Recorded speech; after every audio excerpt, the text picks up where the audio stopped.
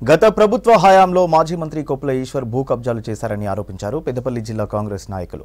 చేసిన తప్పులు కప్పిపుచ్చుకునేందుకే ధర్మపురి ఎమ్మెల్యే అడ్లూరి లక్ష్మణ్పై భూ కబ్జా ఆరోపణలు చేస్తున్నారని మండిపడ్డారు.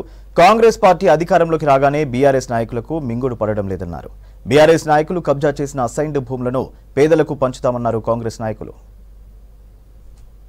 ఎమ్మెల్యే లక్ష్మణ్ కుమార్ గారు ఏం చెప్పిందంటే బీఆర్ఎస్ పార్టీకి సంబంధించిన నాయకులు ఎవరైతే కబ్జా చేసారో భూ కబ్జాలు మొత్తం తీసి ఎవరైతే పేదవారు ఉన్నారో పేదవారికి ఇస్తా అని చెప్పి ఎప్పుడైతే ఈ స్టేట్మెంట్ లక్ష్మణ్ కుమార్ గారు ఇచ్చారో లక్ష్మణ్ కుమార్ గారు ఇచ్చిన తర్వాత ఎవరైతే బీఆర్ఎస్ పార్టీకి సంబంధించిన నాయకులు ఎవరైతే కబ్జా చేసిండో వారు చేసిన వాళ్ళు ఈ యొక్క వార్తను ఫేక్ న్యూస్ వార్తను అంటే వాళ్ళ విన ఓకుంటా బీఆర్ఎస్ పార్టీ నాయకులు ముందే ఆలోచించి ఇది లక్ష్మణ్ కుమార్ గారు ఈయన భూ కబ్జా చేసిందని చెప్తే పబ్లిక్లో వేరే మెసేజ్ పోతుందని చెప్పి కూడా టీఆర్ఎస్ పార్టీ నాయకులు కొంతమంది దుష్ప్రచారం చేస్తూ ఉన్నారు. ఇసోడి తప్పుడు వార్తలు ఆడితే మాత్రం బిడ్డ సహించేది లేదు.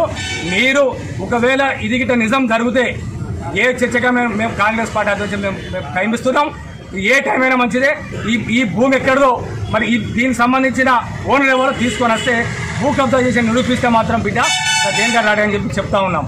నర్సింగాపూర్ శివార్లో 227, 228, 280 సర్వే నెంబర్లో 600 ఎకరాల భూమి ఆడ అసైన్మెంట్ జాగా ఉంది.